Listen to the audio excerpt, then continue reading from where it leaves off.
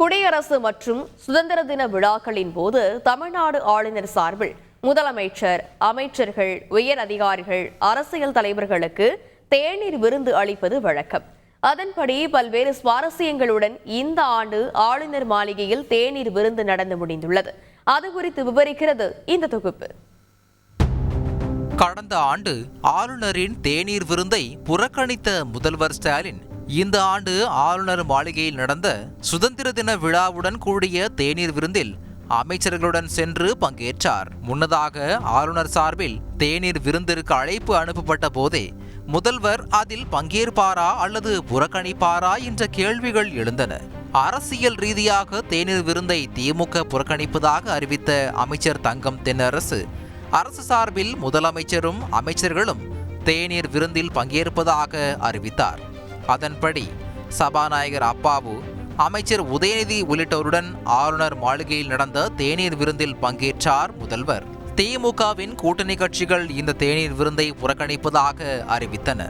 அதிமுக சார்பில் ஜெயக்குமார், பெஞ்சமின், பாஜக சார்பில் அண்ணாமலை, ஹெச் ராஜா மற்றும் பிரேமலதா விஜயகாந்த், ஓ பன்னீர்செல்வம், ஜி.கே. மணி, ஜி.கே. வாசன் உள்ளிட்ட அரசியல் தலைவர்கள், நீதிபதிகள், சட்டமன்ற, நாடாளுமன்ற உறுப்பினர்கள், அரசு அதிகாரிகள், முன்னாள் இராணுவத்தினர், சுதந்திர போராட்ட தியாகிகள் உட்பட 800 பேர் விழாவில் பங்கேற்றனர்.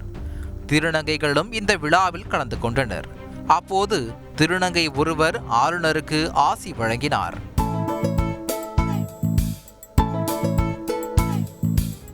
விழாவுக்கு வந்த அண்ணாமலை அமைச்சர் ஏவ வேலுவுக்கு மரியாதை நிமித்தமாக வணக்கம் வைத்தார். பின்னர் அவருடன் சிறிது நேரம் தனியாக நின்று பேசிக் கொண்டிருந்தார்.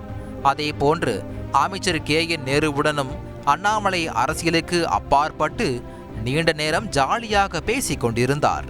பின்னர் இது குறித்து செய்தியாளர்கள் கேள்வி எழுப்பிய போது அரசியல் செய்ய வேண்டிய இடத்தில் அரசியல் செய்ய வேண்டும் என்றும், எங்கு மக்களுக்காக சண்டை போட வேண்டுமோ அங்கு சண்டை போட வேண்டும் என்றும் தெரிவித்தார்.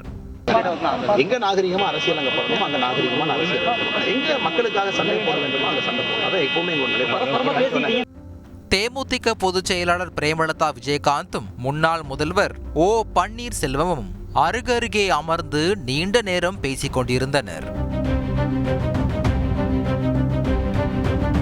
விழாவில் வேலு நாச்சியார் சிவகங்கையை மீட்பதற்கு போராடிய காட்சிகளையும், வ.உ.சி., பாரதியார் போன்றோரின் சுதந்திர போராட்டங்களையும் கலைஞர்கள் தத்ரூபமாக நிகழ்த்தி காட்டினர்.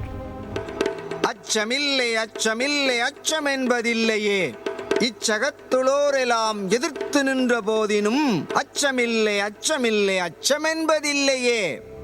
விழாவின் முத்தாய்ப்பாக தேநீர் விருந்து முடிந்தவுடன் ஆளுநர் ரவியை முதல்வர் ஸ்டாலின் தனியாக சந்தித்து பேசினார். அப்போது சபாநாயகர் அப்பாவும் உடன் இருந்தார். சில நிமிடங்கள் நடந்த சந்திப்புக்கு பின் முதல்வர் ஸ்டாலின் ஆளுநர் மாளிகையில் இருந்து புறப்பட்டு சென்றார்.